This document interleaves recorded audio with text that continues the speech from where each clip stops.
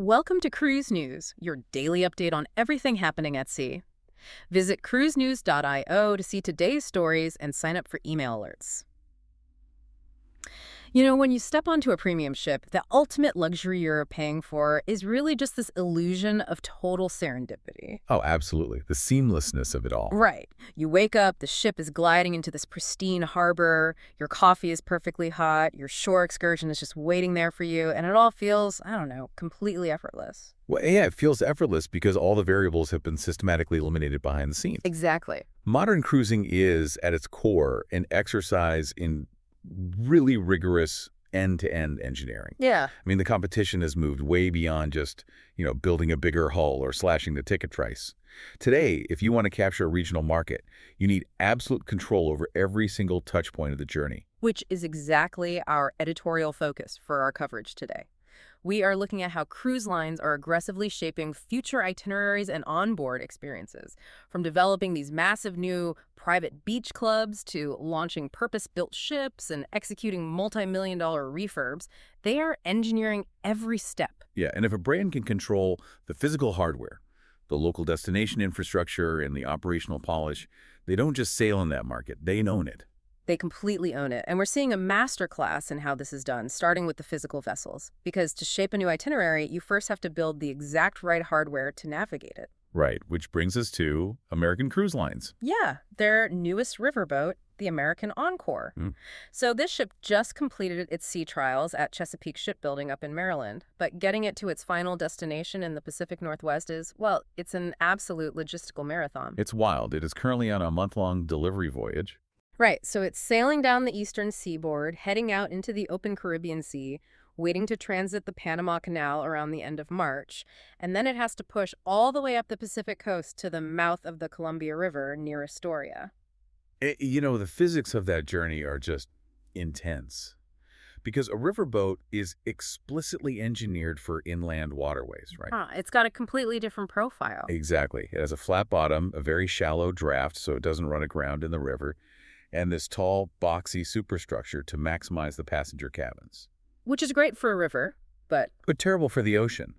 When you take a vessel with that specific hydrodynamic profile out of a protected river and place it into the open ocean swells of the Atlantic and the Caribbean, the structural stress is completely changed. it becomes incredibly sensitive to pitch and roll, right? Oh, highly sensitive. Navigating ocean currents in a flat-bottom boat is not your standard delivery run. It is a highly technical operation. Which totally explains why the shoreside operations team back in Connecticut is treating this whole thing like a space launch. Yeah, they really are. They are actively monitoring the ship's telemetry in real time.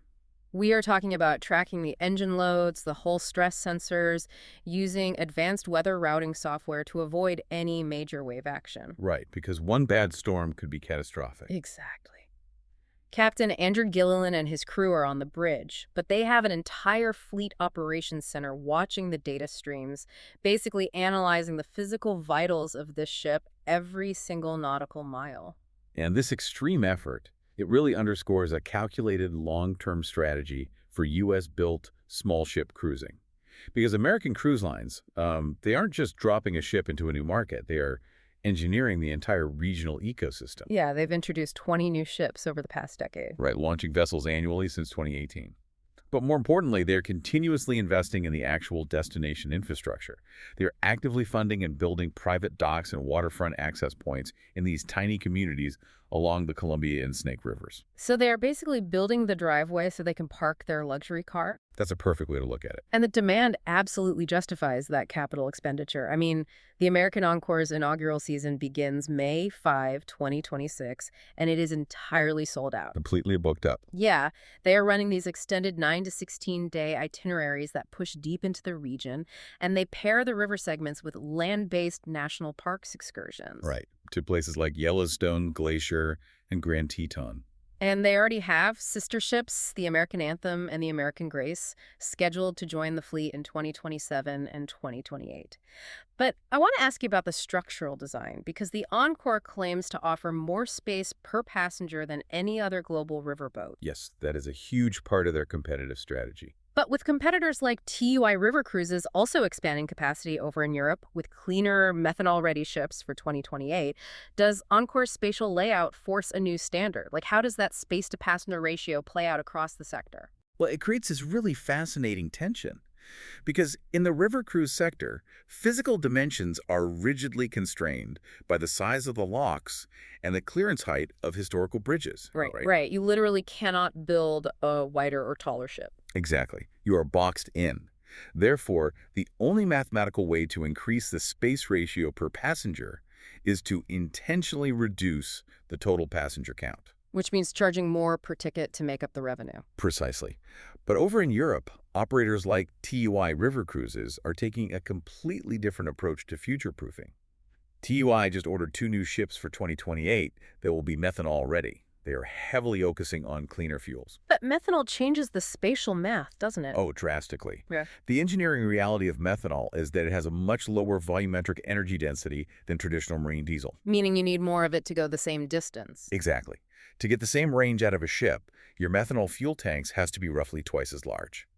And that massive storage requirement eats directly into the usable space within the hull. Oh, wow. So TUI is actively sacrificing internal passenger volume to meet new environmental standards, while American Cruise Lines is using maximum passenger space as their primary luxury differentiator. Right. And the European market is rapidly treating environmental compliance as a baseline expectation.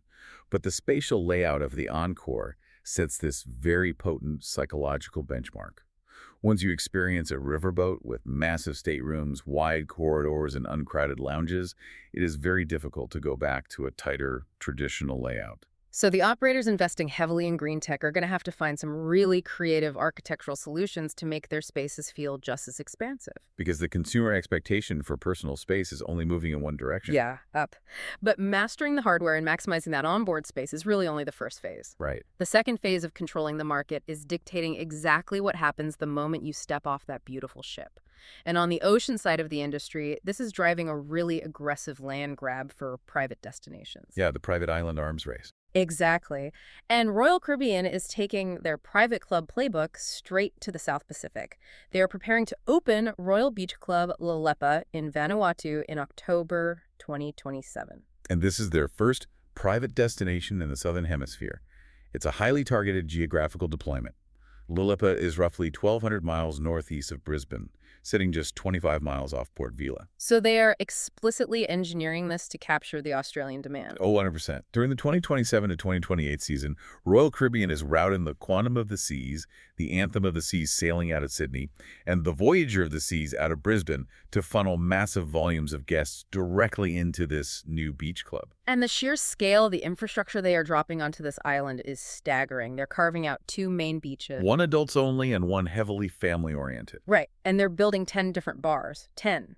Plus these vast water sports facilities, areas for beach volleyball and cricket, and a retail zone branded as Mama's Market to feature local artisans. They're also building 2 massive eateries designed to blend Royal Caribbean's standard menu items with local Vanuatu dishes. But the operational detail that really stands out to me is how guests will actually arrive. They are operating this strictly as a tender port. Yes. And for anyone who sails regularly, tendering is usually a dreaded word. Oh, it's the worst. Yeah, it means waking up early, waiting in a lounge for a numbered ticket, and then piling into a cramped water shuttle. It introduces so much friction to the morning. Why would they choose to tender at a brand new, purpose-built luxury destination? Well, choosing to tender here is a very deliberate aesthetic and environmental calculation. Think about the alternative. To dock a 168,000-ton Quantum-class ship directly to an island requires an immense concrete pier. Right, you'd have to completely alter the coastline. Exactly. You have to dredge the seabed, drive massive steel pylons into the ocean floor, pour thousands of tons of concrete. That kind of heavy industrial infrastructure permanently alters local hydrodynamics. It damages the coral reefs? It destroys the reefs, and it completely ruins the visual horizon line. By forcing a tender operation, the ship anchors offshore. So the island retains the visual profile of an untouched paradise, making the arrival feel like a boutique remote excursion rather than, pulling into a massive transit terminal. That makes total sense. And the psychology of the pricing model at Lelepa is just as calculated. Oh, definitely. Access to the Royal Beach Club, including the core beach amenities, the loungers, and those unlimited island eats at the eateries, that will all be entirely included in the standard cruise fare. It is not a gated, paid add-on. Which is a crucial decision, especially given recent history. Right, because we saw how volatile ashore pricing can be recently with Norwegian Cruise Line over at Great Stirrup Cay. Right. NCL attempted to alter their all-inclusive model by carving out the drink packages while guests were on their private island, meaning your onboard drink package suddenly didn't work on the beach. And the guest backlash was so immediate and so fierce that they had to completely walk it back and reinstate the packages ashore almost immediately. Yeah, that Norwegian reversal really proved that cruisers view a brand's private island as a direct extension of the ship's hull. Exactly. When you step onto a private beach, you expect the financial safety net of your onboard package to follow you. Because trust is incredibly fragile in the premium market. The moment you feel like you're being nickel and dimed for a beach chair or a basic lunch in a space owned by the cruise line, the whole illusion of luxury just evaporates. Poof, it's gone. Yeah. Royal Caribbean is preempting that friction by adopting the same model they use at Perfect Day at Coco Cay. By making Lelepa's core access and dining part of the base fare, they instantly elevate the perceived value of the initial booking. Sure, and they can still monetize the experience on the back end by upselling premium cabanas or specialized excursions, but the baseline psychological experience is one of abundance. Right. You feel taken care of. But I do have to push back a little on the overarching design philosophy they are marketing here. The line claims to be respecting the natural contours of the island, studying the topography, capturing the authentic scenery of Vanuatu. Yeah, that's the marketing language. But the reality is they are dropping brightly colored pavilions, 10 distinct bars, manicured cricket pitches, and cornhole tournaments onto this landscape. If you are doing all that, does it genuinely capture the spirit of the South Pacific, or are they just placing a highly manicured theme park onto a beautiful backdrop? Well, you're identifying the central tension of modern mass market cruising right there. Yeah. The industry is constantly balancing the marketing of exploration against the reality of consumer comfort. Right. I mean, when a brand surveys a mass market cruiser, the guests will always say they want rugged, authentic, unpredictable island culture. They want to feel like an explorer. Exactly. Yeah. But consumer behavior shows they actually just want the aesthetic backdrop of the South Pacific, paired with reliable high-speed Wi-Fi, impeccably clean restrooms, and a bartender who can perfectly execute a frozen mojito. So they want the adventure heavily sanitized. They want a curated fantasy. The spirit of the South Pacific that Royal Caribbean is building isn't meant to be an anthropological study. It is purely recreational. Including Mama's Market provides just enough local artisan flair to satisfy that desire for cultural authenticity. But the 10 bars and the frictionless, unlimited buffet satisfy their desire for a stress-free vacation. Exactly. The design leverages the natural beauty of Vanuatu without ever allowing the unpredictable elements of nature, like, finding a safe place to swim or a clean place to eat to inconvenience you. And maintaining that perfectly frictionless environment brings us to the final piece of the puzzle. Because while these massive contemporary brands are pouring hundreds of millions into sprawling beach clubs in the South Pacific, the small ship operators in niche markets ensure premium onboard experiences by obsessively refining the physical hardware they already have. Right, which is a totally different scale of investment. Yeah, in markets like the Great Lakes and the Canadian Maritimes, the winter layup season has completely evolved. It's no longer just a routine operational pause where a company parks a vessel to wait out the ice. The off-season has become this high-stakes, highly strategic reinvestment window designed to boost reliability and polish for the upcoming seasons. And we can see exactly what that entails with Victory Cruise Lines. They are executing a $5 million upgrade program for the Victory and the Victory II during their 2026 layup down in Jacksonville, Florida. Which is a massive number when you consider these ships only carry 190 passengers each. Yeah, a $5 million capital expenditure on vessels of that size breaks down to a huge reinvestment per passenger berth. And they are tackling this from the absolute bottom of the ship all the way to the top, starting with the heavy marine upkeep. Right, and the marine engineering side of a layup is entirely hidden from the guest, but it absolutely dictates the success of the entire season. They are executing main engine top-end overhauls. Which, I have to point out, is an incredibly invasive mechanical process. A marine diesel engine runs almost continuously during the season. To do a top-end overhaul, the engineering team has to strip the engine down to the block. It's heavy industrial work. Yeah, they are pulling off the heavy cylinder heads, inspecting the pistons and cylinder liners for microabrasions, cleaning out carbon deposits, replacing high-pressure fuel injectors, reseating the exhaust valves. It restores the engine's thermal efficiency and reliability. Exactly. I look at this intense dry dock process like a professional athlete's brutal off-season conditioning program. Oh, that's a great analogy. Right. It's not a vacation. It's grueling, unglamorous work. But if you don't do it, your engine fails in the middle of Lake Superior in July, and your entire revenue season is just destroyed. And the senior director of Marine at Victory views the layup exactly through that lens of operational consistency. You can invest millions in gourmet food and luxury linens, but if the mechanical propulsion of the ship is unreliable, guest trust is instantly broken. You can't enjoy the luxury if the ship is stranded. Exactly. But they are balancing that heavy mechanical work with highly visible passenger upgrades, too. Yeah, they are completely redesigning the entry to the coastal dining room with custom herringbone floors, upgrading the lighting, installing new panoramic windows in the grill to maximize those Great Lakes views. But the investment that truly matters to the daily operation is what they are doing below decks. The crew areas. Right. They are installing brand new flooring and completely refreshing the bathrooms in the crew quarters. And the leadership specifically highlighted that crew welfare is directly linked to maintaining high service standards. Which makes perfect sense. In a vessel that only carries 190 passengers, the barrier between the crew and the guests is practically non-existent. Yeah, the crew-to-guest interaction is intimate and constant. The same crew member might serve your breakfast, manage your afternoon excursion, and then pour your drink after dinner. The emotional labor required for that is immense.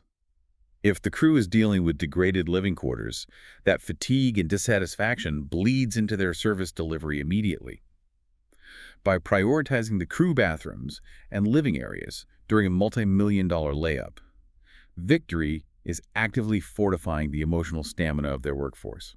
And there is one specific addition to the passenger spaces that I think signals a massive shift in how these luxury ships operate. Victory is installing a state-of-the-art sound system into the Compass Lounge, specifically to support the addition of new mobile cooking stations. Right. So they are bringing in upgraded galley equipment so they can host interactive culinary competitions and live cooking demonstrations. But the key detail here is that senior officers from the ship's leadership team will be actively participating in these cooking competitions right alongside the guests. Now that is fascinating, because it completely dismantles the traditional hierarchy of shipboard entertainment. It really does. Historically, luxury cruising was an entirely passive experience. You sat behind a velvet rope while a string quartet played, or you watched the captain deliver a heavily scripted speech at a formal welcome dinner. Very stiff, very formal. Right. The leadership remains separate, hidden on the bridge or in the engine control room. But today's premium cruiser rejects that formality.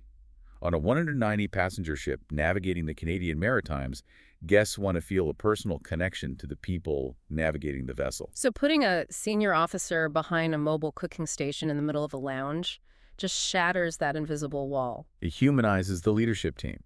It turns a standard evening activity into a shared, unscripted event. It makes you feel like an insider at a private club rather than just a ticket holder on a commercial vessel. And that level of emotional, interactive connection is the ultimate driver for repeat bookings in these niche regional markets. It really is. And, when we pull back and synthesize all these segments, the sheer scale of the engineering shaping the future of cruising becomes so obvious. It leaves nothing to chance. Nothing at all. From actively tracking a new riverboat's telemetry through the ocean swells of the Panama Canal to engineering the perfect tender ride arrival at a meticulously designed beach club in Vanuatu, to literally stripping down diesel engine blocks in a Florida dry dock just to ensure a flawless summer on the Great Lakes.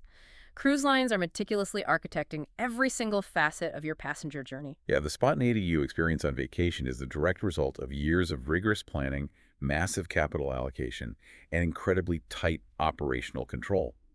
And when you connect the physical expansion of the hardware to the aggressive acquisition of private shorelines, it leaves us with a really provocative question to think about. Well, as cruise lines increasingly invest hundreds of millions of dollars into building their own private beach clubs and highly specialized regional ships to exclusively serve those exact locations, you have to wonder, will independent traditional port calls eventually become a thing of the past for premium cruisers?